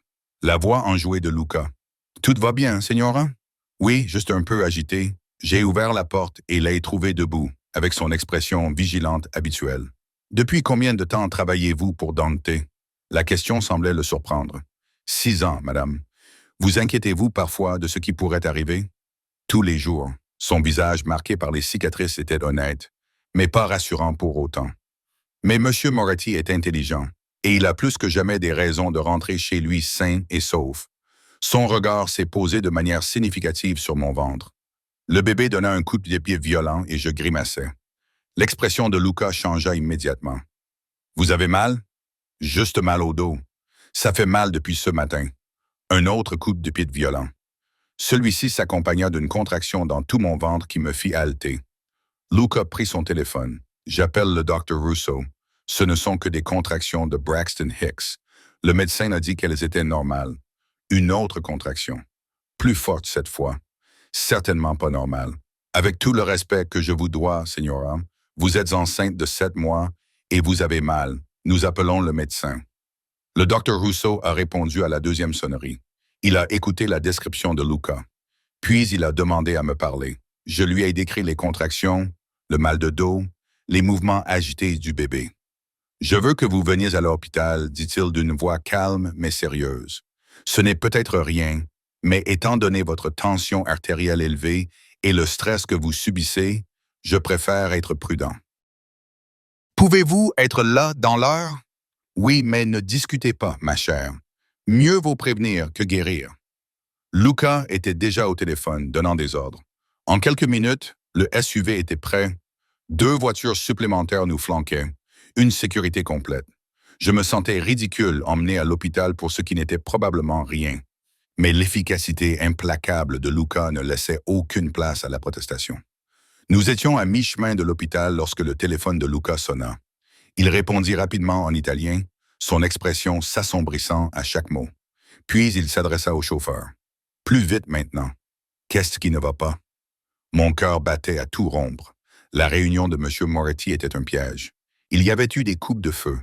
Il composait déjà un autre numéro. « Il va bien », a-t-il ajouté rapidement en voyant mon visage. « Mais la situation est tendue. Nous devons vous mettre en sécurité. Coupe de feu, piège. Les mots tourbillonnaient dans ma tête comme une autre contraction. Car c'est bien de cela qu'il s'agissait, ai-je réalisé avec une panique grandissante, alors que mon ventre se contractait. Nous nous sommes arrêtés à l'entrée privée de l'hôpital. Luca m'a fait sortir de la voiture et m'a fait entrer avant que je puisse vraiment comprendre ce qui se passait. Le docteur Russo nous attendait, le visage calme et professionnel, mais je pouvais voir l'inquiétude dans ses yeux. « Allons vous examiner », dit-il en me guidant vers l'ascenseur. La salle d'examen me semblait trop lumineuse, trop froide. Le docteur Russo travailla rapidement, vérifiant ma tension artérielle élevée, surveillant le rythme cardiaque du bébé, rapide mais régulier, m'examinant à l'intérieur. « Vous êtes en début de travail », dit-il finalement. « Pas encore actif, mais votre corps se prépare. Le stress a probablement déclenché le travail, mais je ne suis qu'à 7 mois. C'est trop tôt. Le bébé se développe bien. Si nous ne pouvons pas arrêter le travail, il a d'excellentes chances, mais nous allons essayer de le retarder autant que possible. Il demandait déjà des médicaments, des moniteurs. Je vous hospitalise. Repos complet au lit. Nous vous donnerons des stéroïdes pour aider les poumons du bébé à se développer. Des médicaments pour essayer d'arrêter les contractions. Tout est devenu flou. Les infirmières m'ont branché à des moniteurs. On m'a mis une perfusion. Le bip, bip, bip régulier du cœur du bébé remplissait la pièce. Luca s'est posté près de la porte comme une sentinelle. Sa main n'était jamais loin de son arme. Monsieur Moretti est en route. Il m'a dit qu'il serait bientôt là. Je voulais demander si Dante était blessé, s'il était en sécurité, mais une autre contraction m'a coupé le souffle. Elle devenait plus forte, plus rapprochée. Les médicaments étaient censés les arrêter, mais mon corps ne semblait pas les écouter. Le froncement de sourcils du docteur Russo s'est accentué. Les contractions ne réagisseront pas aux médicaments. Nous devons peut-être nous préparer à l'accouchement. Non, c'est trop tôt. Il a besoin de plus de temps. Il doit naître en bonne santé, ce qui signifie que nous procéderons à l'accouchement si votre corps décide que le moment est venu. Sa voix était douce mais ferme. Voyons comment se passe la prochaine heure. Cette heure fut la plus longue de ma vie. Les contractions allaient et venaient. Le rythme cardiaque du bébé baissait puis remontait. Les infirmières chuchotaient derrière ma porte. Et pendant tout ce temps, Luca montait la garde, impassible, prêt à faire face à des menaces que je ne pouvais pas voir. Puis la porte s'est ouverte brusquement. Dante a rempli l'embrasure de la porte et mon cœur s'est presque arrêté. Sa chemise était déchirée. Du sang éclaboussait de tissu blanc. Ce n'était pas son sang, j'en ai eu la certitude nauséabonde. Ses jointures étaient à vif et contusionnées. Mais ses yeux, mon Dieu, ses yeux étaient sauvages de peur. Sophia. Il a traversé la pièce en 3 enjambées, ses mains encadrant mon visage. « Christo, tu vas bien? Et le bébé? » « Nous allons bien. Le travail a commencé, mais ils essaient de l'arrêter. » Une autre contraction m'interrompit. Je serrais sa main si fort que mes jointures blanchirent. Le visage de Dante perdit toute couleur, le travail. « Mais c'est trop tôt, il ne peut pas. »« Vous ne pouvez pas, monsieur Moretti. » La voix du docteur Russo était calme, autoritaire. « Votre fils est fort.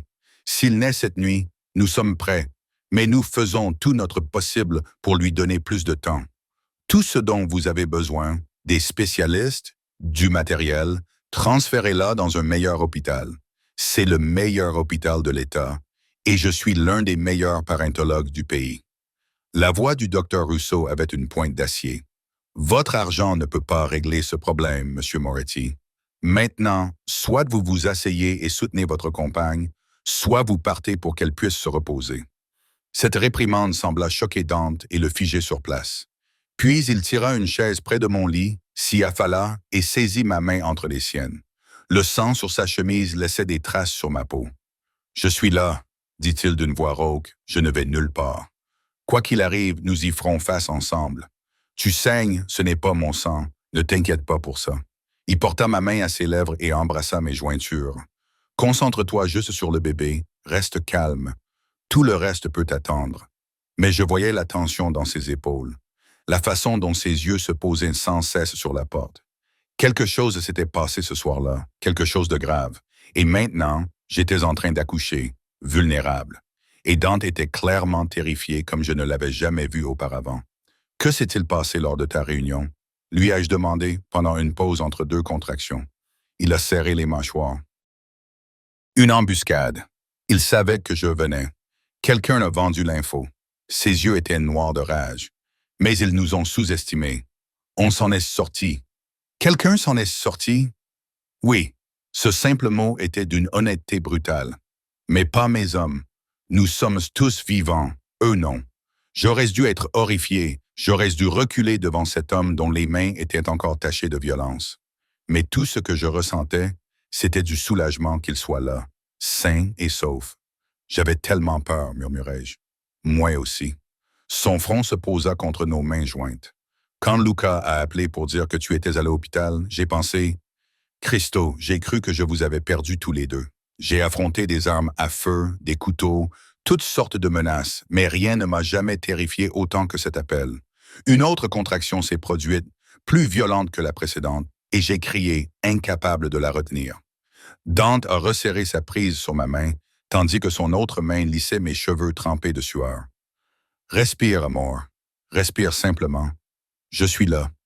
Le docteur Rousseau m'a examiné à nouveau, son expression devenant plus sérieuse. Vous progressez malgré les médicaments. L'accouchement devrait avoir lieu dans les prochaines heures.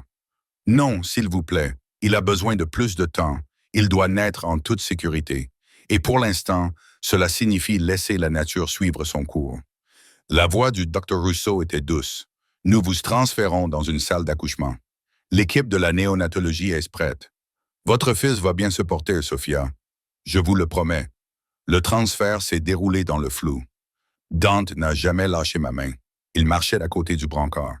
Sa présence était la seule chose solide dans un monde qui avait basculé. La salle d'accouchement était lumineuse et remplie d'équipements, avec des personnes en blouse qui se préparaient à l'arrivée de mon fils.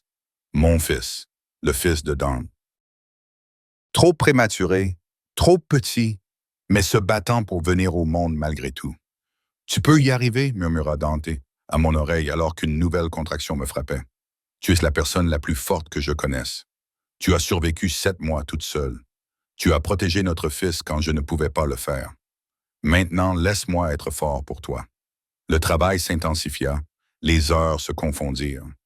La douleur, la pression, la voix de Dante qui m'encourageait à chaque contraction, les instructions calmes du docteur Rousseau. Au milieu de ce chaos, j'ai cessé d'avoir peur et j'ai commencé à être déterminé.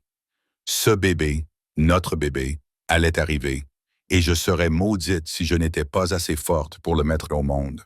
« Encore un effort, Sophia », m'encouragea le docteur Rousseau. Je vois sa tête. Encore une fois, j'ai poussé de toutes mes forces, serrant la main de Dante si fort que j'ai entendu ses os craquer.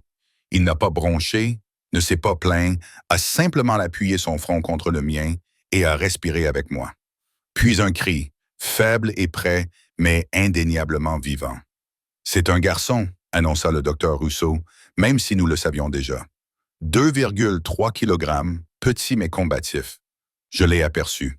Minuscule, le visage rouge, hurlant d'indignation, avant que l'équipe de néonatologie ne l'emmène pour l'examiner. La main de Dante tremblait dans la mienne, tandis qu'il regardait notre fils disparaître derrière un écran de personnel médical. « Est-ce qu'il va bien? » La voix de Dante s'est brisée. « Dites-moi qu'il va bien. » Il respire tout seul, il a bonne couleur, il pleure fort. La voix du néonatologiste est couvert le chaos contrôlé. Nous devrons le surveiller de près, mais les premiers signes sont très bons. Je me suis affalé contre le lit, épuisé au-delà de toute mesure. La main de Dante vint caresser mon visage, et quand je le regardais, je vis des larmes couler sur ses joues. « Tu as réussi, murmura-t-il. Notre fils, tu m'as donné un fils. »« Nous avons un fils, » le corrigeai-je, la voix brisée. Il m'embrassa alors, doucement, avec révérence, rempli d'une émotion trop complexe pour être nommée. Quand il se retira, ses yeux contenaient une promesse. Je le protégerai de ma vie. Vous deux, rien ni personne ne vous fera plus jamais de mal. Et en regardant son visage farouche, baigné de larmes, je l'ai cru. Une heure plus tard qu'ils m'ont laissé le prendre dans mes bras. Il était si petit, incroyablement petit. Des fils et des moniteurs recouvraient son petit corps, surveillant chaque respiration, chaque battement de cœur. Mais ses yeux, lorsqu'ils s'ouvrirent, étaient sombres comme ceux de Dante. Et lorsque je touchais sa petite main, Ses doigts s'enroulèrent autour des miens avec une force surprenante. « Bonjour, mon bébé, murmurai-je, les larmes coulant sur mon visage. Je suis ta maman. Je suis tellement désolé que tu aies dû arriver en avance. Mais tout ira bien. Nous allons nous en assurer. » Dante se tenait à côté de la couveuse, une main appuyée contre la vitre, comme s'il avait peur de toucher, peur que ses mains tachées de sang ne souillent d'une manière ou d'une autre cette vie parfaite et innocente. L'infirmière de l'unité néonatale de soins intensifs, une femme aimable nommée Patricia, lui sourit. « Voulez-vous tenir votre fils, Monsieur Moretti ?» Dante semblait sincèrement indécis. C'était peut-être la première fois que je le voyais incertain de quoi que ce soit. Et s'il m'entendait? « Vous n'allez pas rester assis. Elle le guida vers la chaise à côté de mon lit. « Soutenez sa tête, c'est ça. » Doucement, tout doucement, elle transféra notre fils de mes bras à ceux de Dante, et je vis quelque chose changer fondamentalement chez l'homme que je croyais connaître. Dante Moretti, tueur, baron du crime, l'homme le plus dangereux de la ville, berçait notre petit garçon comme s'il était fait de verre soufflé. Ses mains, si aptes à la violence, tremblaient d'une douceur irrésistible. « Christo, murmura-t-il, il est si petit, si parfait. » Le bébé émit un doux son en se blottissant contre la poitrine de Dante, et Dante, le Dante endurci et maître de lui, s'effondra complètement. Des larmes silencieuses coulaient sur son visage, tandis qu'il regardait notre fils avec une admiration absolue. « Je te le jure, murmura-t-il au bébé, je te donnerai tout, toutes les opportunités, toute la protection. Tu ne connaîtras jamais la peur, la faim ou la douleur. Tu seras en sécurité, aimé. Je le jure sur ma vie. » Mon cœur se serra, car j'entendais la promesse sous-jacente que Dante ferait tout, deviendrait tout, sacrifierait tout pour protéger cet enfant, même si cela signifiait plus de violence, plus de sang, plus de ténèbres. Mais en les regardant ensemble, père et fils, liés par quelque chose de plus profond que le sang, je ne pouvais m'empêcher de m'en soucier. Pas maintenant. Pas alors que nous venions à peine de mettre cette vie au monde. Il a besoin d'un nom, dis-je doucement. Dante leva les yeux, les paupières encore humides. « Que penses-tu d'Alessandro? » En hommage à mon grand-père, le seul homme qui ait jamais vraiment compris ce que signifiait la famille. Alejandro, c'était un prénom magnifique, fort, italien, à l'image de ses origines. Alejandro Moretti. J'ai testé le prénom. Qu'en penses-tu, mon petit? Tu l'aimes? Le bébé Alessandro a émis un autre petit son, comme pour marquer son accord. Ce sera Alessandro, a confirmé Dante en embrassant le front de son fils. Bienvenue dans la famille, Piccolo. L'unité néonatale de soins intensifs a demandé qu'Alessandro reste en observation. Les bébés prématurés ont besoin de temps, d'une surveillance et de soins que nous ne pouvions pas leur prodiguer à la maison. Le docteur Russo nous a assuré qu'il se portait remarquablement bien, dépassant toutes les attentes. Mais il voulait être prudent, ce qui signifiait que j'ai pu sortir de l'hôpital 2 jours plus tard, tandis que mon fils restait hospitalisé. Quitter l'hôpital sans lui a été la chose la plus difficile que j'ai jamais faite. Dante est pratiquement dû me porter jusqu'à la voiture, mon corps étant encore en convalescence, mon cœur se brisant à chaque pas qui m'éloignait du Nikou. Mais Patricia nous a promis que nous pouvions venir le voir à tout moment, qu'Alessandre était entre les meilleures mains possibles. Le penthouse semblait différent lorsque nous sommes revenus. La chambre d'enfant qui avait été préparée avec tant de soin était vide, en attente. Je me tenais dans l'embrasure de la porte, fixant le berceau qui aurait dû accueillir mon bébé, et j'ai finalement laissé mes émotions prendre le dessus. Dante m'a trouvé là, recroquevillé sur le sol de la chambre d'enfant, sanglotant dans mes mains. Il n'a rien dit, il m'a simplement prise dans ses bras et m'a serré contre lui pendant que je pleurais toutes mes peurs, toutes les émotions épuisantes de la semaine passée. « Il va rentrer à la maison », murmura Dante dans mes cheveux. « Il est fort et en bonne santé », dit Patricia. « Peut-être dans 2 semaines. »« On peut tenir 2 semaines. Je veux qu'il soit ici. Je veux qu'il soit en sécurité. » Il est en sécurité. Il est dans le meilleur Nikou de l'État, où il reçoit des soins 24 heures sur 24. Et demain, nous irons le voir. Passez-y toute la journée si vous voulez. J'ai déjà libéré mon emploi du temps. Je me suis reculé pour le regarder. Et votre travail? Les gens qui vous ont tendu une embuscade? Vous n'avez pas à vous en occuper? Son expression s'est durcie. C'est réglé définitivement. La menace est éliminée. ce qui signifie plus de morts, plus de sang, plus de ténèbres qui suivaient Dante partout. Mais pour une fois, je ne ressentais qu'une sombre satisfaction. Quiconque l'avait attaqué avait mis Alejandro en danger, avait provoqué un accouchement prématuré, avait mis mon fils en danger, qu'il soit éliminé. La prise de conscience de la chute ou de l'ascension, selon le point de vue que j'avais connu, aurait dû m'horrifier. Au lieu de cela, je me sentais simplement fatigué. Fatigué de lutter contre l'inévitable. Fatigué de prétendre que Dante n'était pas exactement ce dont j'avais besoin. Je veux rester, dis-je doucement. Pas seulement pour une semaine. Pas seulement jusqu'à ce qu'Alessandro rentre à la maison. Je veux rester avec toi. Construire une vie ensemble pour notre fils. Dante se figea complètement. Tu es sérieuse? Je veux dire, j'ai peur. Je ne sais pas si ça va marcher. Je veux dire, je déteste toujours ce que tu fais. Ce que tu es. Je touchais son visage, sentant la rugosité de sa barbe naissante, la chaleur de sa peau. Mais je t'aime quand même. Je t'aime depuis le moment où tu es entré dans cette galerie et où tu m'as fait rire alors que j'étais censé travailler. Et j'aime notre fils. Et je pense que nous pouvons peut-être y arriver si tu me promets quelque chose. N'importe quoi. Éloigne la violence de nous, d'Alejandro. Je me fiche de ce que tu dois faire ou de qui tu dois devenir quand tu es dehors. Mais quand tu rentres à la maison, tu la laisses à la porte. Tu peux faire ça? Oui, sans hésitation, avec une certitude absolue. J'ai déjà pris ma décision la nuit où tu as commencé le travail. Quand j'ai cru que je risquais de vous perdre tous les deux, j'ai compris que rien d'autre n'avait d'importance. Mon empire, ma réputation, mon pouvoir. Tout cela n'a aucun sens si je ne vous ai pas, toi et Alessandro. Alors oui, je peux être deux hommes, celui que le monde voit et celui qui rentre à la maison pour toi. Alors nous essayons. Nous essayons vraiment de faire fonctionner cette famille. Il m'a alors embrassé profondément, avec possession et plein de promesses. Quand il s'est retiré, ses yeux reflétaient quelque chose que je n'avais jamais vu auparavant. De l'espoir. Les 2 semaines suivantes se sont écoulées à un rythme étrange et nouveau. Chaque matin, nous allions à l'hôpital et passions des heures à l'unité néonatale de soins intensifs. Je tenais Alejandro dans mes bras, je lui parlais, je l'allaitais quand il était assez fort. Dante s'asseyait à côté de nous, le regard émerveillé qui ne semblait jamais s'estomper. Alejandro se développait bien, prenait du poids, et les moniteurs étaient retirés un à un. Patricia le qualifiait de battant, disant qu'elle avait rarement vu un prématuré se rétablir aussi rapidement. Il tient ça de sa mère, disait Dante, la main posée sur mon épaule, tandis que nous regardions Alejandro dormir. Cette obstination, cette force. Le soir, nous retournions à l'appartement terrasse, à la chambre d'enfant qui se remplissait peu à peu de vie, de photos de la maternité, de minuscules vêtements qu'Alejandro porterait bientôt, de livres que nous lui lirions.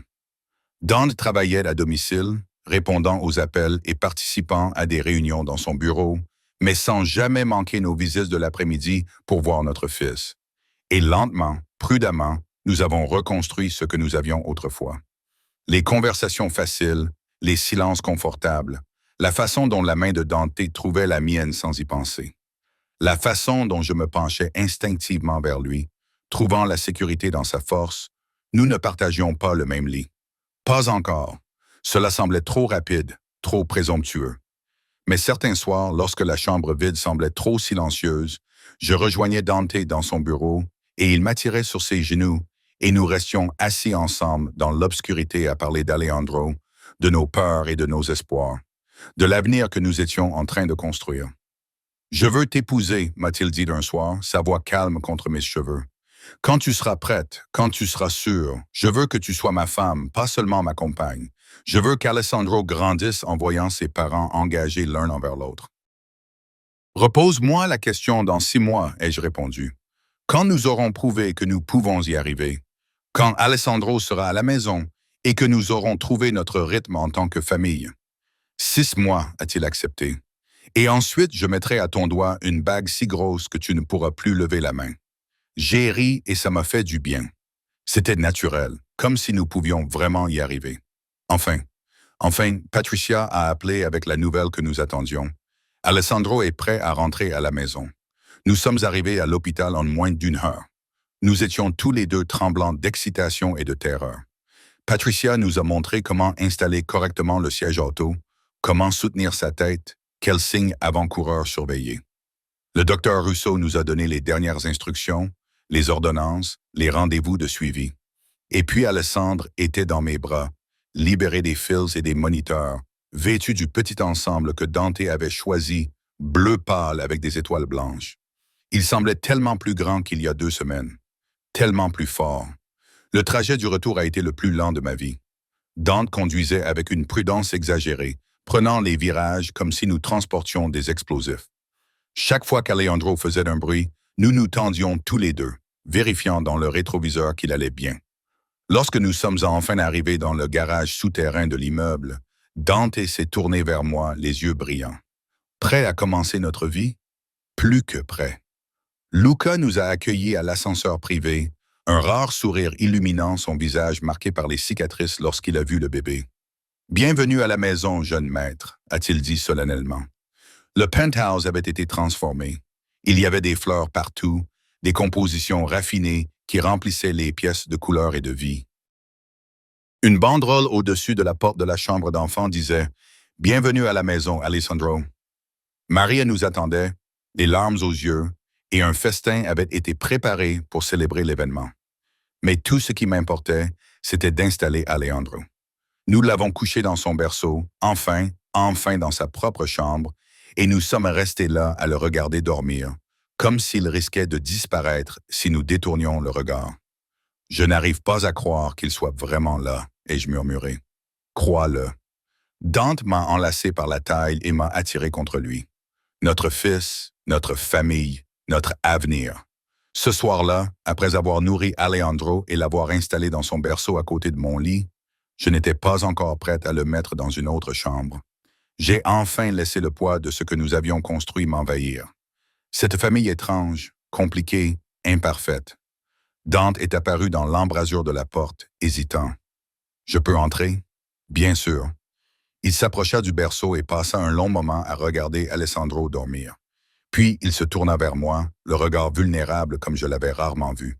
« Merci, dit-il doucement. Merci de m'avoir donné ça. Merci de m'avoir donné lui.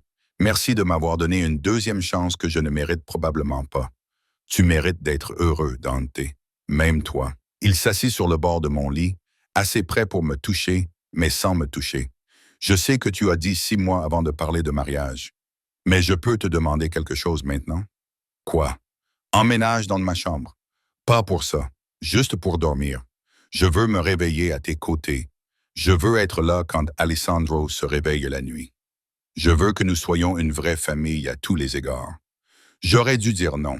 J'aurais dû maintenir des limites.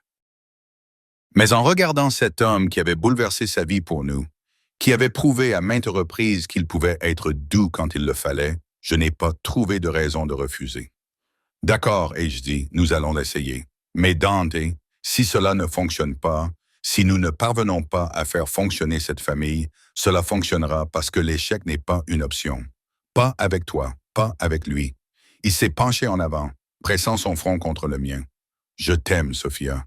Je t'aime depuis le vernissage de cette galerie. Je t'aimais quand tu es partie. Je t'ai aimé pendant ces 7 mois d'enfer.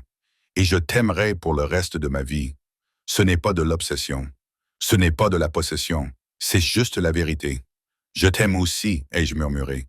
Même quand je ne devrais pas, même quand c'est terrifiant. Je t'aime. » Il m'embrassa alors, doucement, tendrement, plein de promesses. Et quand il s'écarta, son sourire était le plus sincère que j'avais jamais vu. 3 mois plus tard, je me réveillais au son des doux pleurs d'Alejandro et trouvais Dante déjà près du berceau, que nous avions déplacé dans sa chambre avec moi. « Notre chambre maintenant. Je m'en occupe », murmura Dante en soulevant notre fils avec une aisance acquise par l'habitude. « Rendors-toi. » Mais je restais là à regarder Dante s'installer dans le fauteuil à bascule près de la fenêtre, Alejandro blotti contre son torse nu. Il fredonnait doucement une chanson italienne que je ne reconnaissais pas, et les pleurs de notre fils s'apaisèrent presque immédiatement. C'était ma vie désormais. Les matins avec Dante et Alejandro. Les journées passées à établir des routines et à trouver notre rythme. Les soirées où Dante rentrait à la maison après avoir affronté l'obscurité et redevenait l'homme qui lisait des histoires avant de dormir avec un mauvais accent italien et faisait rire notre fils avec des grimaces. La violence existait toujours. J'avais été naïf de penser qu'il en serait autrement. Mais Dante avait tenu sa promesse. Il la laissait à la porte. Quand il était à la maison, il n'était qu'un père, qu'un partenaire. Juste l'homme dont j'étais tombée amoureuse. « À quoi penses-tu » demanda Dante en me surprenant en train de le regarder. Quel chemin nous avons parcouru? Comme c'est différent de ce que j'avais imaginé. En mieux ou en pire, je regardais mon fils, en bonne santé et en pleine croissance, l'homme qui avait remué ciel et terre pour nous protéger. La vie que nous avions construite à partir des cendres de tout ce que je pensais vouloir. En mieux, répondis-je honnêtement. Bien mieux que je ne l'avais jamais imaginé. Alessandro poussa un cri de satisfaction, sa petite main agrippée au poil de la poitrine de Dante. Dante grimaça, mais ne bougea pas. Il continua à le bercer, à fredonner, complètement satisfait d'être retenu captif par quelqu'un qui pesait moins de 5 kilos. 6 mois après cette nuit à l'hôpital, Dante me posa à nouveau la question. Nous étions dans la chambre d'enfant. Alejandro dormait paisiblement dans son berceau, enfin dans sa propre chambre. Je venais de lui lire une histoire, ma voix douce dans la pénombre. Quand je me suis retourné, Dante était à genoux, une boîte à bagues à la main. Je sais que nous avions dit 6 mois, a-t-il commencé, et cela fait 9 mois. Mais je devais être absolument sûr, non pas de mes sentiments, mais que tu me croirais quand je te dirais pour toujours. Alors, je te demande maintenant, Sophia, veux-tu m'épouser? Me laisseras-tu passer le reste de ma vie à te prouver que je peux être l'homme que toi et Alessandro méritez? La bague était magnifique, un simple diamant, élégant plutôt qu'ostentatoire, exactement celle que j'aurais choisie. Oui, ai-je répondu, les larmes coulant déjà sur mes joues. Oui, je t'épouserai. Il a glissé la bague à mon doigt, puis m'a prise dans ses bras. Par-dessus son épaule, je pouvais voir Alejandro dormir paisiblement. Notre fils parfait, la meilleure chose que nous ayons jamais créée ensemble. Ce n'était pas la vie que j'avais prévue. Ce n'était pas le conte de fées que j'avais imaginé quand j'étais petite. Mais c'était réel. C'était à nous. Et c'était rempli d'un amour si intense, si protecteur, si dévorant qu'il avait survécu à la violence, à la séparation et à tous les obstacles qui s'étaient dressés sur son chemin. Dante Moretti m'avait trouvé dans ce restaurant, brisée, enceinte et fuyant son monde. Et d'une manière ou d'une autre, contre toute attente, nous avions construit quelque chose de magnifique à partir de ces décombres. Notre fils dormait dans son berceau, ma bague reflétait la lumière du couloir, et dans les bras de Dante, j'avais enfin l'impression d'être rentré à la maison. Pas dans un lieu, mais auprès des personnes qui faisaient que n'importe quel endroit pouvait être mon chez-moi, ma famille.